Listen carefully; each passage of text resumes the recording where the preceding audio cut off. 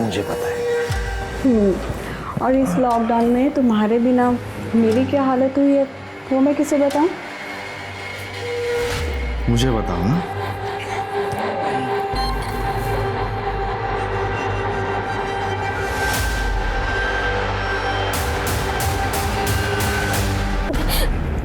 उठ जा, अरे उठ उठ, उठ। देख, तो चिंता क्यों करती है तू? छोड़ो मुझे, मुझे ये सब अच्छा नहीं लगता। नौटंकी नहीं करना मेरे साथ। तू जानती है ना, एक मैं ही हूँ जिसे तुम्हारी जवानी से लगाव है। चिंता मत कर, मैं योगेश को बोल दूंगा, वो तुम्हें तलाक नहीं देगा। करने दो उसे जो करना है, और मुझे जो करना है वो मैं करूँगा।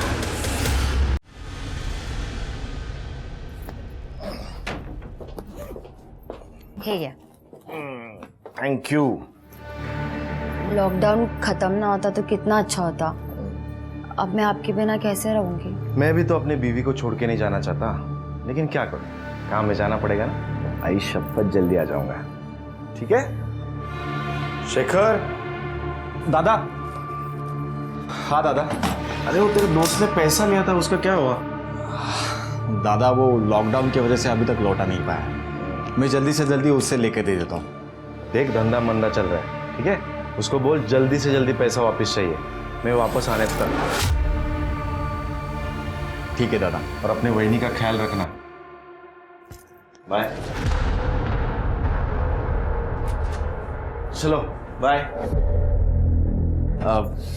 वही मुझे एक थोड़ा ज़रूरी काम है, मैं शाम तक आ जाऊँगा।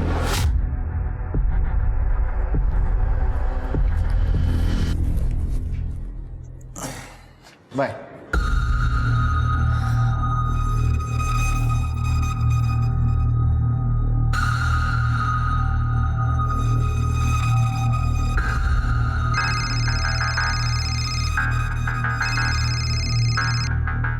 आशीष गया, अब तुम्हें कोई खतरा नहीं है। मैं अभी आता हूँ।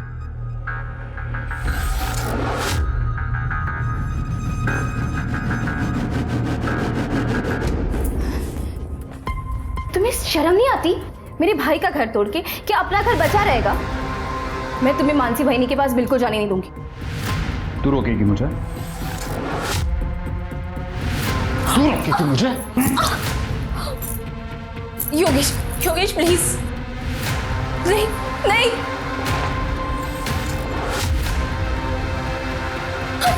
मुझे रोकेगी तू? हाँ? क्या कर रहा है तू? खबरदार मेरी बहू पर हाथ उठाए तो फिर इसे कहो कि काम से काम रखे, वरना खाएगी। और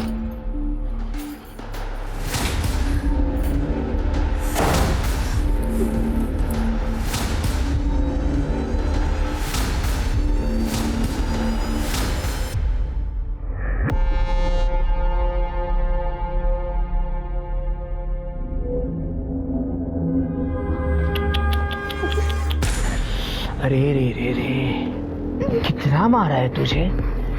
अच्छा, मैं ना मलहम लगा देता हूँ।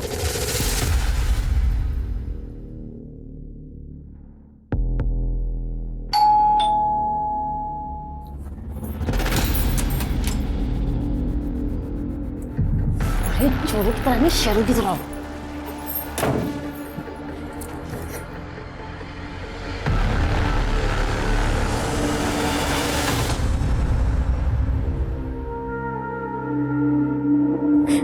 तब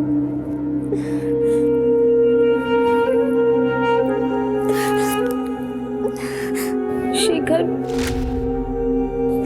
शेखर फोन उठाओ।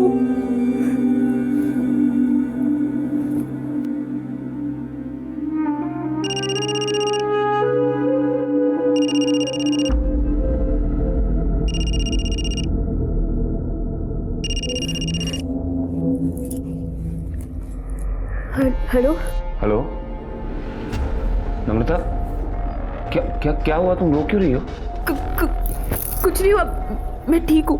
मुझे कुछ ठीक नहीं लग रहा है, सच सच बताओ क्या हुआ है? सुधीर, योगेश फिर से मानसी वाहिनी के पास चला गया। मेरी जिंदगी बर्बाद हो गई है।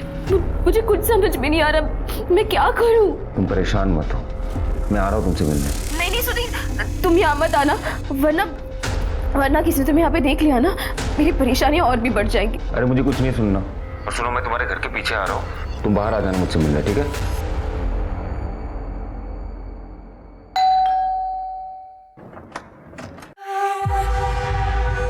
आशीष, कैसी हो? मैं ठीक हूँ। बोल कर गए थे कि जल्दी आ जाऊंगा, लेकिन इतने दिन लगा दिए। अरे क्या करूं मेरी जान, काम धंधे के लिए बाहर तो निकलना पड़ता है ना।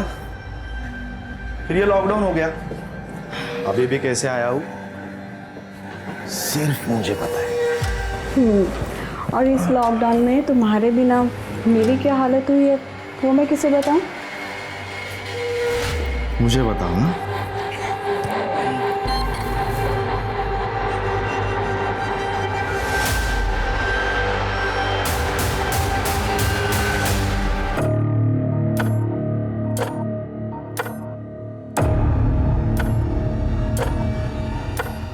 कितनी बेरहमी से मारा है तुम्हें। तुम बताओ, तुम्हारी ये आंसू मुझसे सह नहीं जाते। पर मैंने अब सहना सीख लिया है, इन्हीं आंसू के साथ जीना पड़ेगा मुझे। मैं अपने पति को अपनी भाभी के पास जाने से रोक नहीं सकती, और रोका तो उसने मुझे एक पति जो अपनी पत्नी की बिल्कुल इज्जत नहीं करता,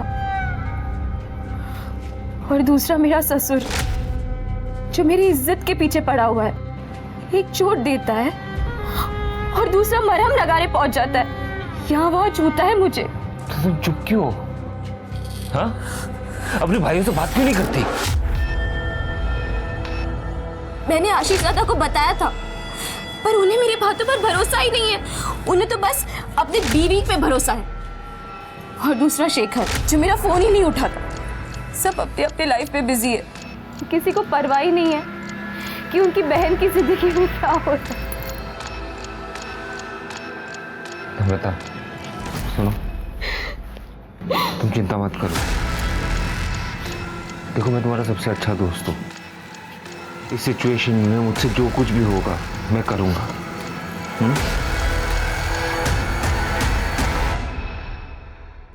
आ नहीं सकते थे, फोन तो कर ही सकते थे ना।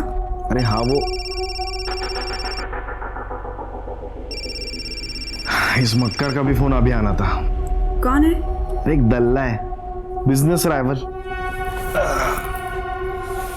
हम लोग जो और बाकी कंपनियों को माल बेचते हैं ना, उसमें से कमीशन खाता है ये। मेरी ईमानदारी की वजह से इसका बिजनेस चौपट हो गया है। हेलो आशीष भाऊ, ऐसी भी क्या नाराजगी, फोन तो उठाओ कम से कम। वैसे भी तुमने मुझे घर पर बैठने को मजबूर कर दिया है, ऊपर से लॉकडाउन ने मेरी कमर तोड़ दी है। देखो भाऊ, अकेले खाओगे तो हजम नहीं कर पाओगे।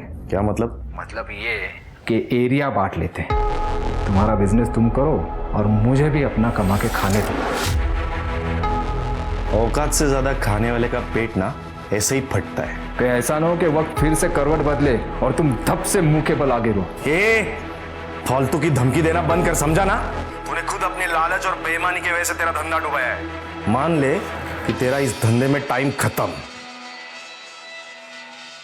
किसका टाइम खत्म हुआ और किसका शुरू होगा, ये तो वक्त ही बताएगा।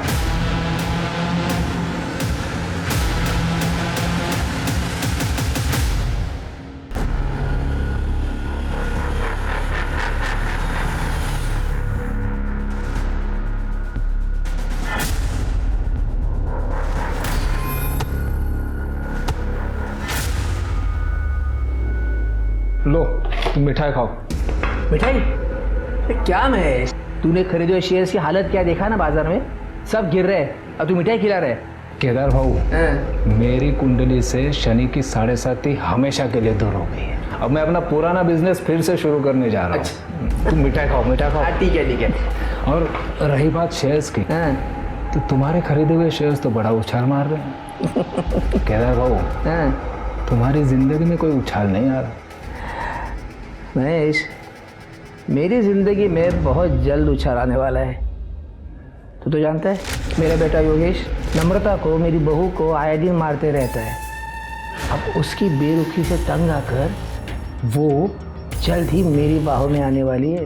ये बात अब इस बात पर तू मिठाई खा ले। कौन आ गया?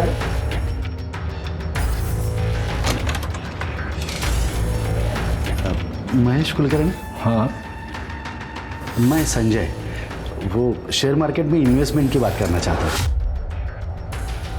हाँ हाँ, आइए आइए।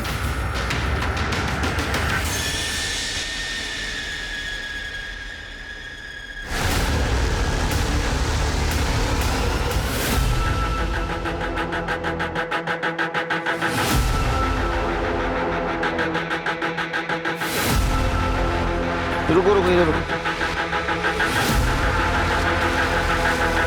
ये तो मेल बॉडी है। डेफिनेटली पहचान छुपाने की कोशिश की गई है। हो सकता है किसी पत्थर वत्थर से मारा हो। लेकिन इसको यहाँ मारा गया है और या कहीं और मार के यहाँ लाया है।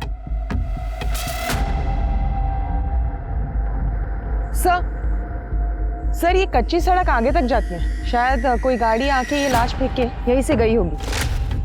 आसपास पूछताछ करो, किसी ने कोई एक्टिविटी देखी है क्या? और आसपास जितने भी पुलिस स्टेशन है वहाँ इंक्वायरी करो, कोई मिसिंग कंप्लेंट है क्या? ठीक है सर।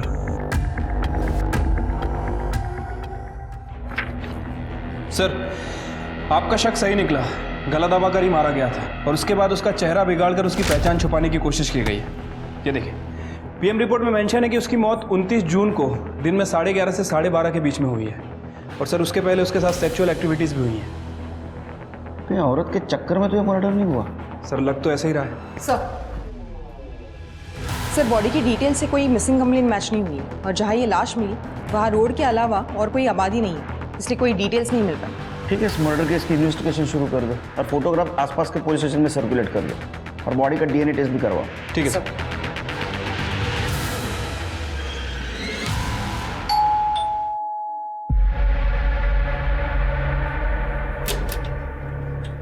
मानसी देशपांडे जी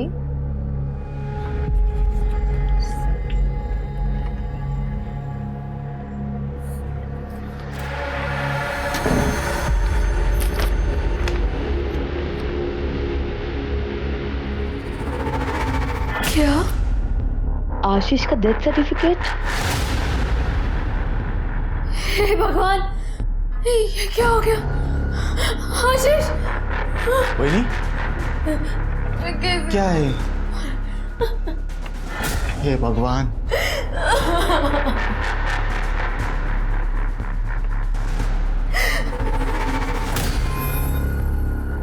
फाइनली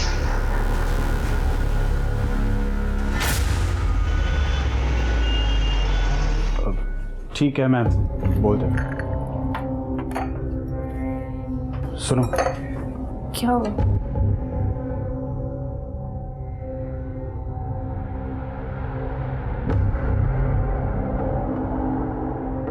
आशीष दादा नहीं रहे अब। कोरोना से उनकी डेथ हो गई है। क्या क्या? ऐसा नहीं हो सकता।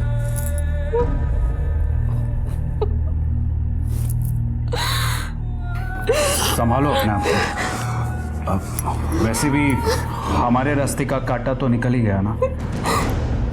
मैं तुमसे तलाक देके मानसी से शादी कर लूंगा।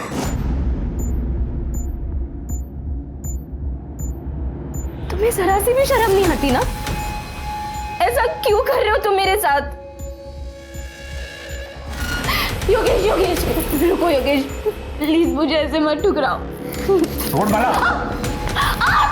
योगेश, तुम्हारी हिम्मत कैसे हुई नम्रता के साथ ऐसा बिहेव करने की? चलता हो, गेट आउट।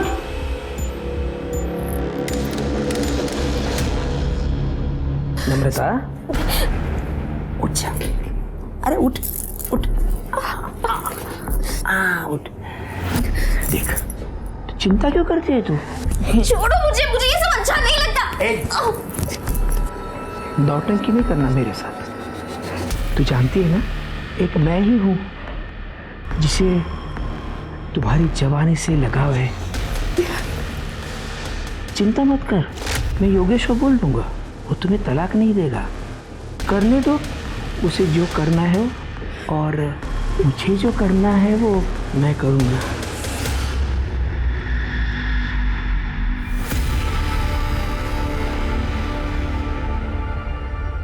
ये नंबर क्यों नहीं लग रहा है?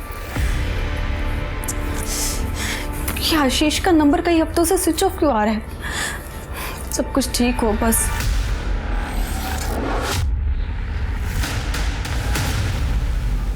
मानसी बहनी, प्लीज मेरा घर मत तोड़ो, योगेश को छोड़ दो। देख नम्रता, तू अपने पति को नहीं संभाल पाई तो इसमें मेरी क्या गलती है? मतलब तू सीधे से नहीं मानेगी? अगर एक बार तूने और हाथ लगाया ना तो शेखर, भाई को हाथ कैसे लगाया? शेखर, ये मानसी बहनी और ये योगेश, ये दोनों का चक्कर चल रहा है। क्या? सोचा भी नहीं था तुम लोग इतना गिर सकते हो। मानसी बहनी, अरे थोड़ी तो शर्म करो। आशीष दादा जाने के बाद तुम लोग तो खुलेआम रंगरलिया मनाने लगे। नम्रता, तू गार्जियनों को करो, मेरे जीते जी मैं ये होने नहीं दूंगा।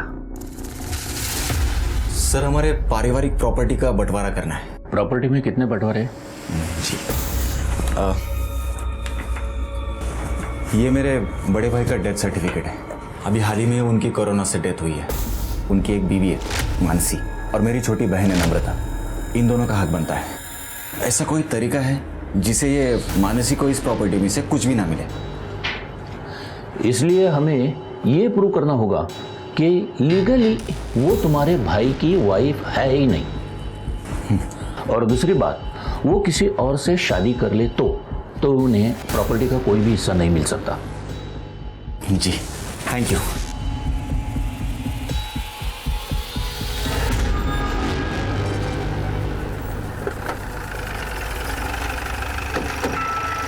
सर, आपने जो डीएनए रिपोर्ट मंगाई थी वो आ गई है। सर, एक मिनट। हेलो, एडवोकेट सलागरे बोल रहा हूँ।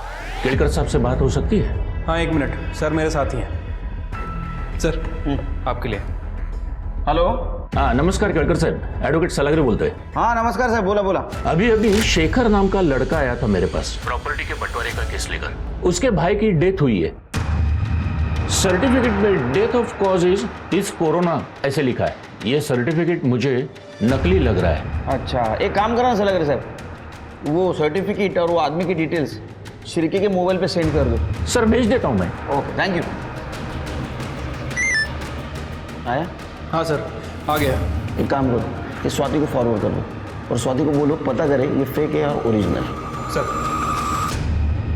सॉरी मानसी भाभी, उस दिन मैं कुछ ज़्यादा ही बोल गया। अगर योगेश को ही नम्रता के साथ नहीं रहना है तो मैं क्यों कुछ ज़बरदस्ती करूं?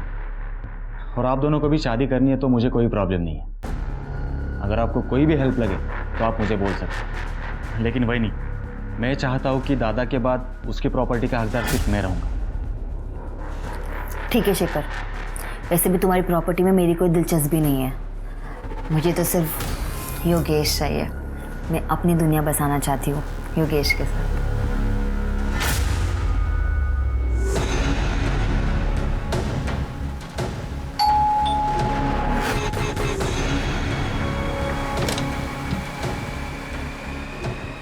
आशीष, आइए ना।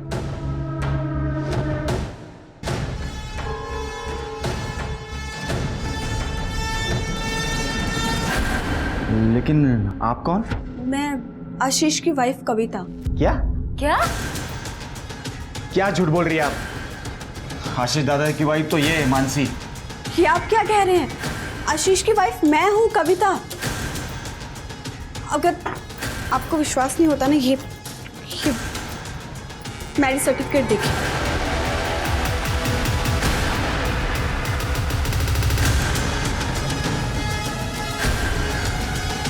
और ये सर्टिफिकेट तो आपकी शादी के भी पहले का है। आप आशीष को बुलाइए, आपको सब कुछ पता चल जाएगा। लेकिन आशीष दादा की तो कुछ ही दिनों पहले कोरोना से मौत हो गई है। क्या?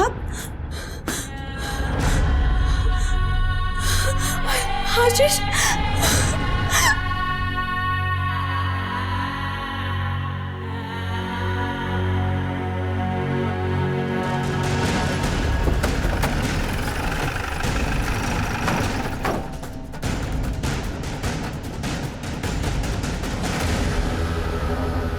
आप में से शेखर कौन है? सर शेखर मैं हूँ। आपके भाई की कोरोना से मौत हुई, आपको कैसे पता चला?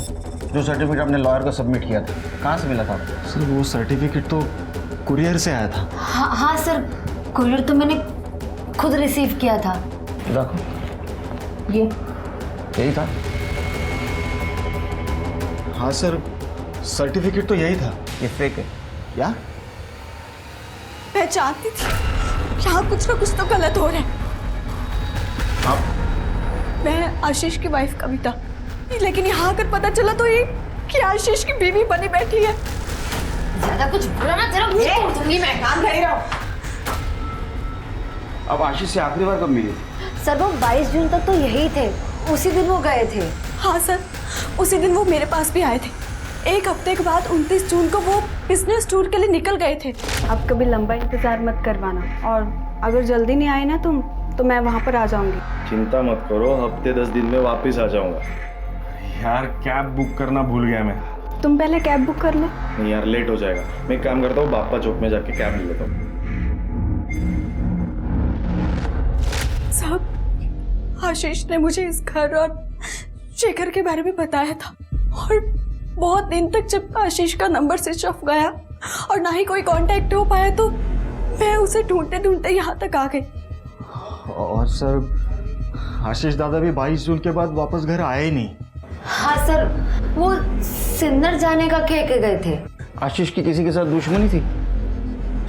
नहीं सर, उनकी किसी के साथ कोई दुश्मनी नहीं थी। दादा एकदम सीधे आदमी थे, वो सिर्फ अपने काम से काम रखते थे। सब महेश कुलकर्णी, ये आशीष का कॉम्पिटिटर हुआ करता था। आशीष ने अपनी मेहनत और ईमानदारी से का विश्वास जीत लिया था, और जिसकी वजह से महेश का कमीशन का धंधा भी चौपट हो गया था। और फिर एक दिन उसने आशीष को फोन पर धमकी भी दी थी। कहीं ऐसा ना हो कि वक्त फिर से करवट बदले और तुम धप से मुंह के बल आगे रहो। फालतू की धमकी देना बंद कर, समझा ना?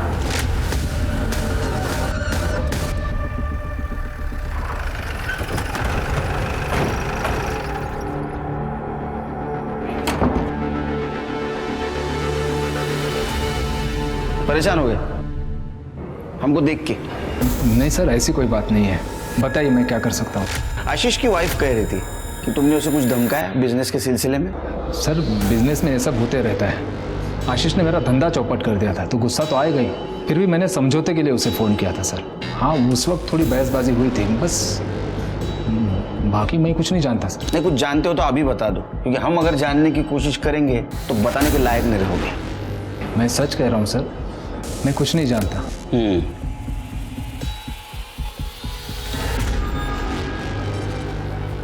सर मुझे तो शेखर का ही हाथ लग रहा है, क्योंकि प्रॉपर्टी के बंटवारे को लेके वो डायरेक्ट लॉयर के पास चला गया। सर ये बात कुछ हजम नहीं हो रही है। लेकिन आशीष को मार के शेखर को ज्यादा कुछ नहीं मिलता, क्योंकि आशीष के मरने के बाद उसकी प्रॉपर्टी तो उसकी वाइफ को मिलने वाली थी।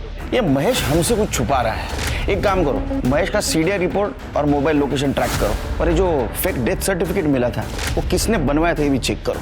शायद उससे हमें पता चले कि आशीष के साथ एक्चुअल में क्या हुआ था। ठीक है सर। सर कविता के बयान के मुताबिक 29 जून को आशीष नासिक से निकला था, और उसके अगले ही दिन हमें एक आदमी की लाश मिली थी नासिक के जंगल में। सर लाश की पोस्टमार्टम रिपोर्ट के हिसाब से उस आदमी की मौत 29 जून को ही हुई थी, तो कहीं ये लाश आशीष की तो नहीं? उस बॉडी से शेखर का डीएनए मैच कराओ। सर मानसी तो पहले से ऐसी थी, मगर अब तो शेखर भी। मानसी और योगेश को जो करना है वो करेंगे नम्रता, लेकिन अब जब शेखर भी इस गंदे खेल में शामिल हो गया है, मुझे लगता है तुम्हें यहाँ से कहीं दूर चले जाना चाहिए, नहीं तो तुम्हारी जान को खतरा हो सकता है। पर मैं जाऊंगी कहाँ? मैं तुम्हें कहीं एक सुरक्षित जगह पर लेके जा सकता हूँ, अगर तुम्हें मुझ पर भरोसा है तो। कैसी बात कर रहे हो सुधीर? एक तुम ही तो जिस पर मेरा भरोसा बचा है। ठीक है, कल मैं आता हूँ तुम्हें लेने, तैयार रहना। संजय जी, मैंने आपके लिए कुछ अच्छी कंपनी के शेयर सिलेक्ट किए हैं, अगर इन्वेस्ट करना हो तो पैसे लेके आ जाइए। महेश जी एक्चुअली क्या है, वो जो शेयर्स के लिए पैसा रखा था ना वो कहीं और खर्च हो गया। अब इंतज़ाम करने को कम से कम 1 हफ्ता लग जाएगा। कोई बात नहीं, जब इंतज़ाम हो जाए तो बता दीजिएगा। जी।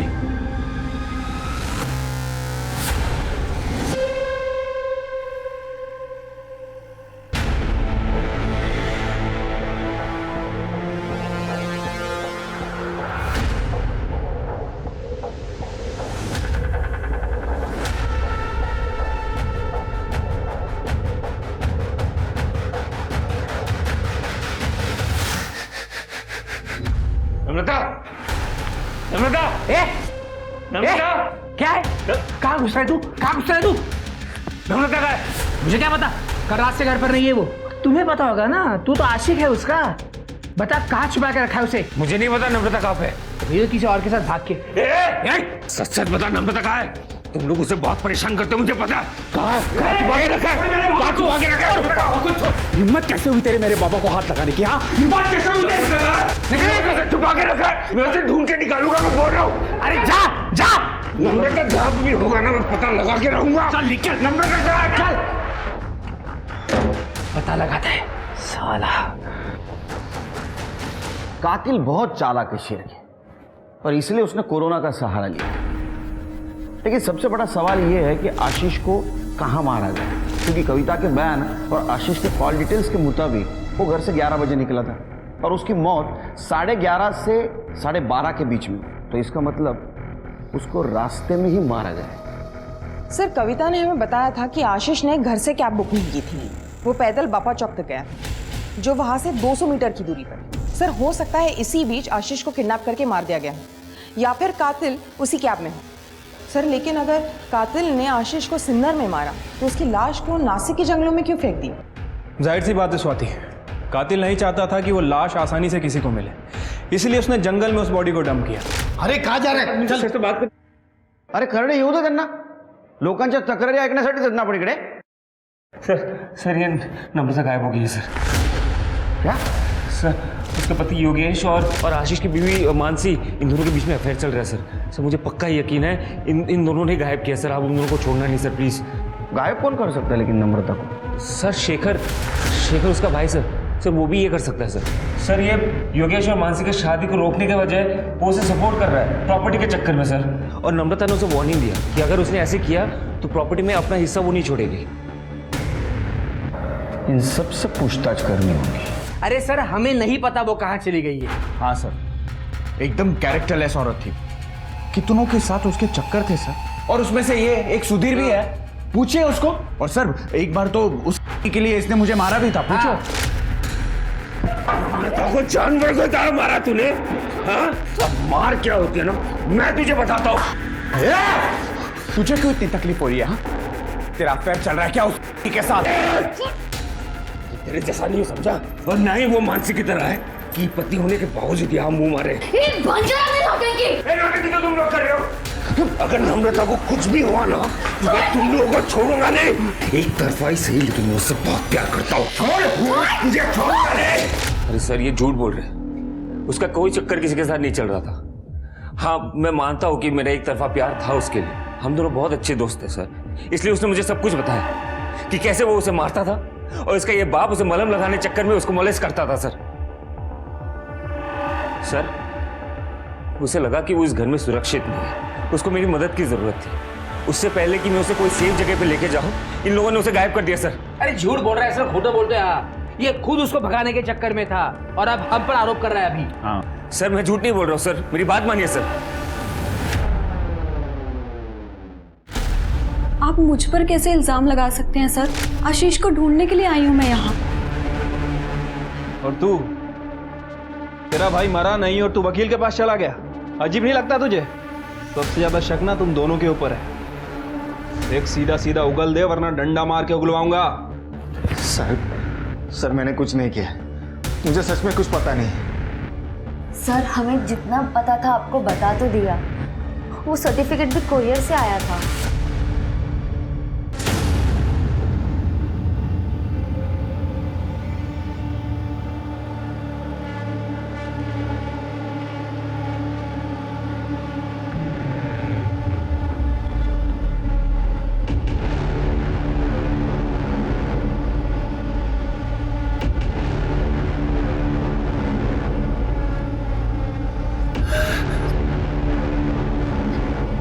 पानी देता हूँ।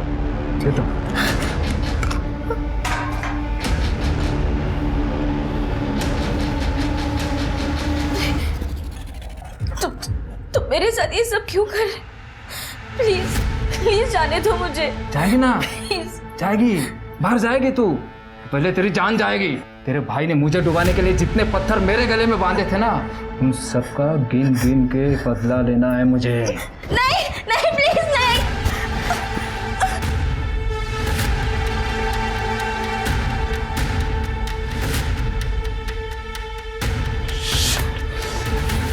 आता है मैं, रुक।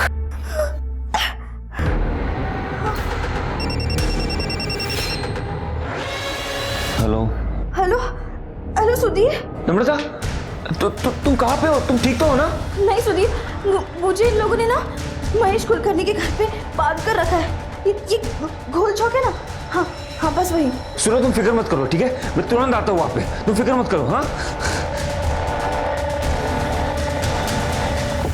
सर, अभी तक इस नम्रता की सीडीआर से कुछ खास पता नहीं चला। 31 जुलाई से इसका फ़ोन स्विच ऑफ है और अभी तक स्विच ऑफ ही है। सर, हो सकता है कि नम्रता अपने हस्बैंड के साथ घर से भागी हो, या फिर कोई उसे ज़बरदस्ती करके ले गया हो सकता है कि मानसी और योगेश भी इसमें इन्वॉल्व हो। अरे शेखर? हाँ सर, इस शेखर को भी इग्नोर नहीं कर सकते हैं क्योंकि वो प्रॉपर्टी के लिए कुछ भी कर सकता है। और हमें सुधीर ने बताया था कि नम्रता अपना हिस्सा शेखर से मांग रही थी। सर, वो नम्रता का पता चल गया सर। उसने मुझे 1 घंटे पहले फ़ोन किया था। लोगों ने उसे गोल चौक में किसी महेश कुलकर्णी के घर पे बंद करके रखा है सर। मैं वहाँ पे गया था लेकिन वहाँ पे कोई था नहीं। इस केस में महेश कुलकर्णी का नाम बार बार आ रहा है। तो आशीष और उसके बहन से बदला लेने का मामला तो नहीं। एक काम करो, सुधीर को जिस नंबर से कॉल आया था उसके डिटेल्स निकालो। इस महेश कुलकर्णी को जल्द से जल्द पकड़ना होगा। चलो।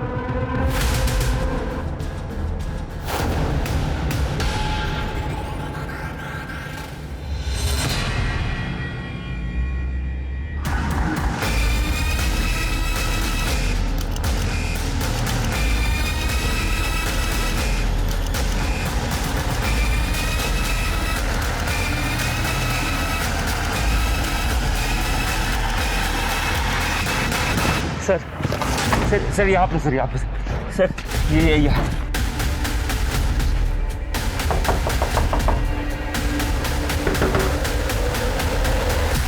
मैं जब आया था तब बंद था सर।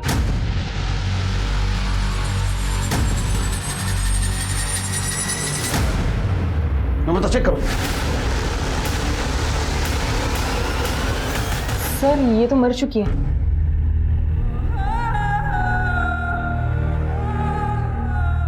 और सर ये देखिए, गले पे रस्सी के निशान है। शायद रस्सी से गला घोट के मारा गया है इसे। नौटंकी बंद कर। तूने मारा है नम्रता को? तो एक तरफा प्यार करता था ना उससे। तूने बोला था दरवाजा बंद है, दरवाजा खुला था। सर, मैं जब आया था सर तब अंदर से दरवाजा बंद था सर। यकीन कीजिए सर, मैं झूठ नहीं बोल रहा हूँ सर।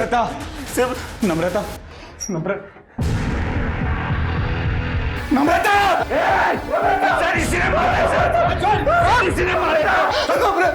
तुझे कैसे बता रहे नम्रता यहाँ है? सर, शेखर ने मुझे फोन करके बोला था नम्रता यहाँ पे।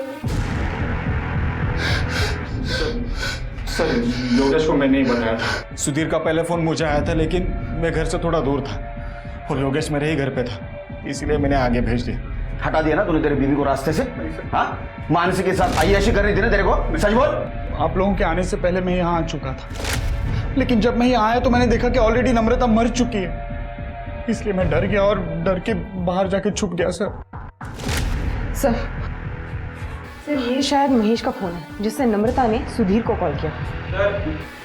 महेश मिल गया। क्या रे, खुश हो गया ना तू? भाई बहन को मार के तेरा बदला पूरा हो गया? सर, आशीष और नम्रता को मैंने नहीं मारा है। हाँ, मैं नम्रता को यहाँ ले आया था, पर केदार के कहने पर। देख, मेरी बहू नम्रता घर से भागने की तैयारी में है। वैसे मेरे बेटे योगेश ने तो उसे जिंदगी से निकाल ही दिया है। अब उसको किसी सुरक्षित जगह की तलाश है। इस स्थिति में उसके भाई का दुश्मन मतलब तू, तेरे उस वाले घर से सुरक्षित और कौन सी जगह हो सकती है? उसके बाद में केदार के घर पहुंचा। केदार ने नम्रता को पहले ही बेहोश करके रखा था। फिर मैंने नम्रता को गाड़ी में डाला और यहाँ ले आया। सर, उसके बाद मैंने और केदार ने बारी बारी नम्रता के साथ शारीरिक संबंध बनाए। इन सबको कस्टडी में ले लो। चलो चल, चल, चल।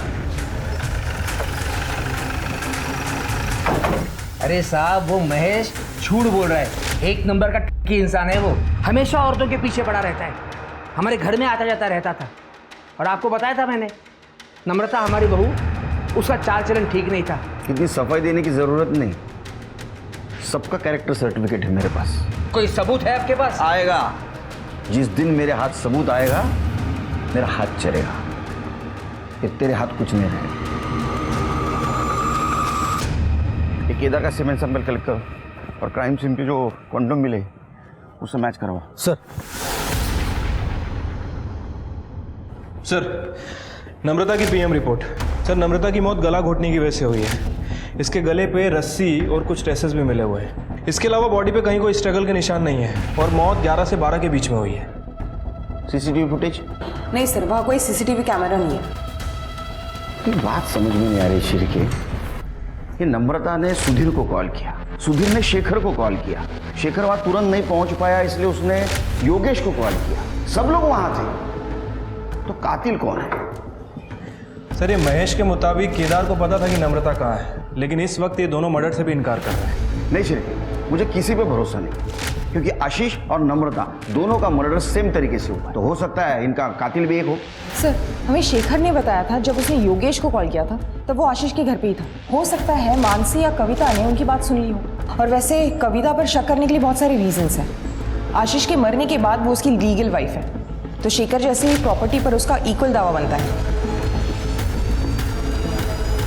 सर मैंने नम्रता को नहीं मारा है। और सर मैं भी इस बारे में कुछ नहीं जानती हूँ। उस दिन नेटवर्क इशू होने की वजह से योगेश बाहर गया था सुधीर से बात करने के लिए, और जब योगेश अंदर आया तो उसने मानसी को बताया और मानसी ने मुझे बताया कि किसी ने नम्रता का किडनैप कर लिया है। हाँ सर ये सही कह रही है।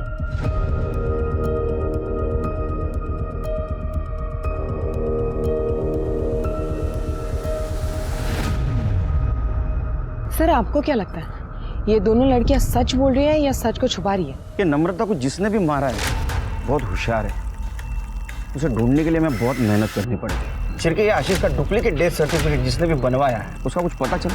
फिलहाल तो नहीं सर। ठीक है शिरके, तुमने एक चीज पॉइंट आउट की, खिड़की के बाहर 2 रस्सी के टुकड़े लटक रहे थे और बीच का हिस्सा गायब था। ये नम्रता को भी रस्सी से घोट के मारा गया है ना? हाँ सर। क्या ऐसा तो नहीं कि ये रस्सी उसके लिए यूज की गई हो? पॉसिबिलिटी तो है सर। एक काम करो, फॉरेंसिक टीम को बुला, हम लोग कातिल के बहुत नजदीक पहुंच गए, जल्दी। ठीक है सर। सर एक मिनट। हेलो, ठीक है सर। क्राइम सीन पे जो कॉन्डम्स मिले थे और उसके अंदर जो सीमेन था वो केदार के सीमेन से मैच कर रहा है। बोला था ना तेरे को, जिस दिन हाथ सबूत लगेगा मेरा हाथ उठेगा। सच बोल। मुझे मत मारिए, मैं सब बताता हूँ। मैं मानता हूँ कि मेरी बुरी नज़र थी मेरी बहू पर। महेश जो कुछ भी बोला बिल्कुल सच बोला।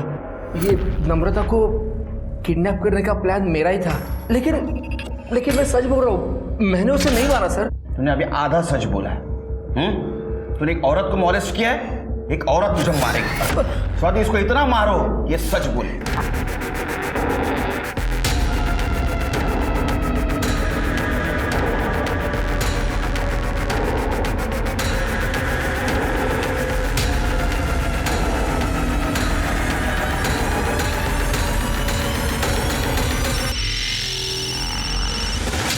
हेलो।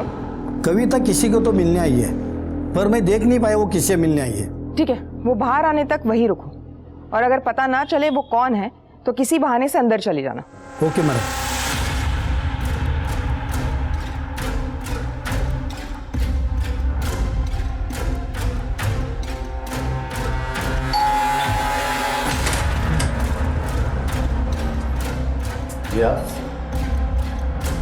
इलेक्ट्रिसिटी डिपार्टमेंटमधून आलोय, तुमच्या मीटरचं रीडिंग घ्यायचं आहे।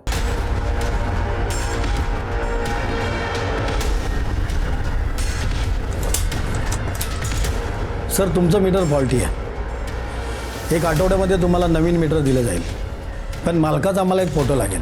मेरे पास में फोटो नहीं है सर, ती आमच्याकडे सुविधा आहे, तुम्ही जरा मास्क खाली करा। सर ये वो आदमी है जिससे कविता मिलने गई थी। इसकी कुंडली निकालो। सब। अब मेरे रास्ते में सिर्फ एक ही रोड़ा बचा है, और वो भी अपनी जगह पे पहुंच गया तो फिर सब कुछ अपना, ना कोई रोक टोक, सिर्फ मौज ही मौज। ठीक है सर, कविता जिस आदमी से मिलने गई थी उसकी डिटेल्स निकालिए। वो कविता का ही मामा है, संजय, इसी शहर में रहता है। सर आशीष का जिसने फेक डेथ सर्टिफिकेट बनाया था उसका पता चल गया, ये उसका फोटो है। करडे ने जो फोटो भेजी तो दिखा। सब ये दोनों फोटो तो एक ही आदमी के हैं।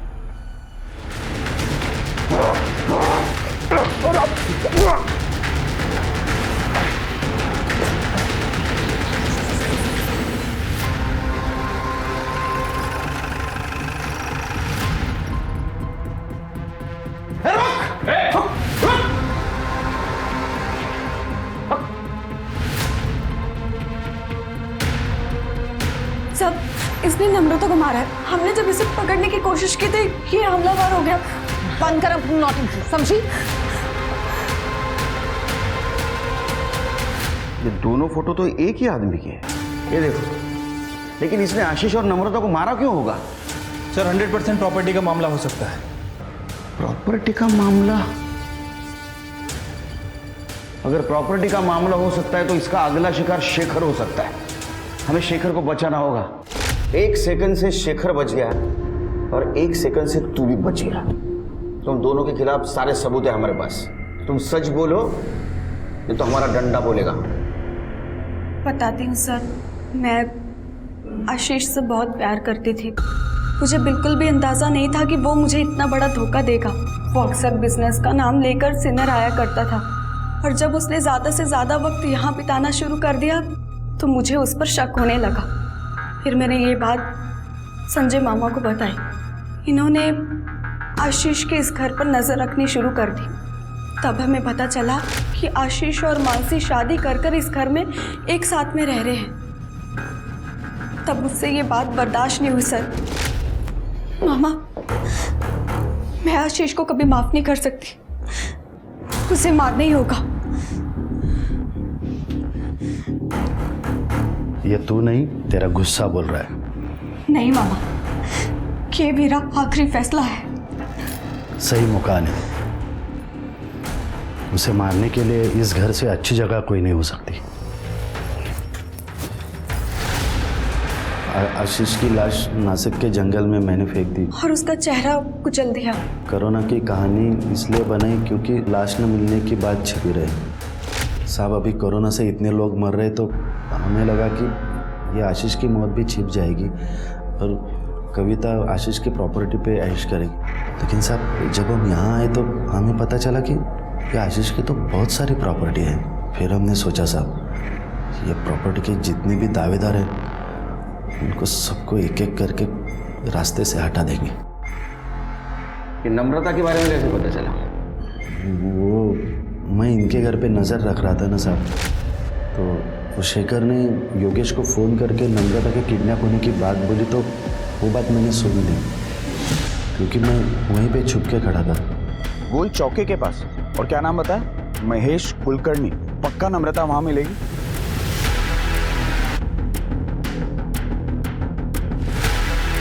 मैं वो एड्रेस पे पहुंचा और नम्रता को गला घुट के मार दिया सर। मैंने सुधीर को आते हुए देखा। उस सुधीर ने बहुत कोशिश की दरवाज़ा खोलने की, लेकिन मैंने उसे खोलने नहीं दिया।